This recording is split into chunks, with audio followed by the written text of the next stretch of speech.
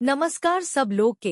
हाल ही में सब लोग बॉलीवुड अभिनेत्री विद्या बालन के वजन घटावे के सफर के बारे में बात करत रहेल बा। एगो साक्षात्कार में विद्या बालन शरीर के छवि अवूरी समाज के निर्णय से जुड़ल आपन अनुभव भी बतवली, जवना के चलते उनका बहुत परेशानी भइल। बहुत लोग वजन कम करे के बारे में सोचेले, लेकिन असल में वजन घटावल सबका खाती आसान नहीं खे। काहे कि वजन कम करे खातिर बहुते समर्पण आ तनी मेहनत के जरूरत होला।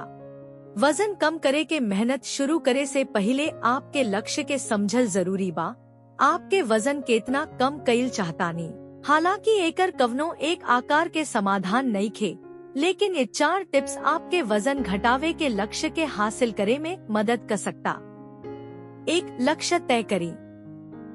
छोट छोट लक्ष्य तय करी, जैसे कि एक हफ्ता में 1 से 2 पाउंड वजन कम कईल। स्मार्ट लक्ष्य तय करी, जवन विशिष्ट, मापे लायक, हासिल करे लायक, प्रासंगिक, अवूरी समय बाउंड होखे।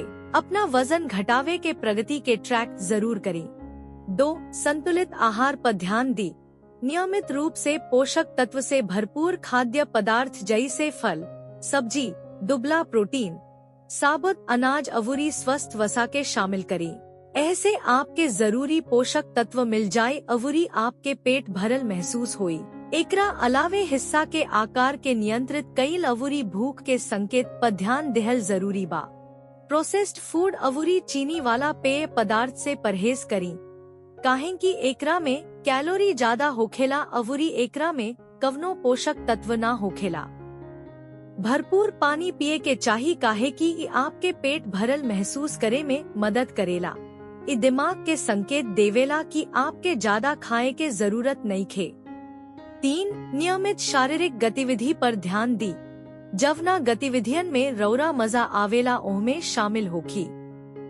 रवा कवनो भी गतिविधि जैसे कि साइकिल चलावल, नाच, तैराकी, भा पैदल यात्रा चुन सकेनी। एहमे से कवनो एक व्यायाम के कम से कम 30 मिनट रोज करी।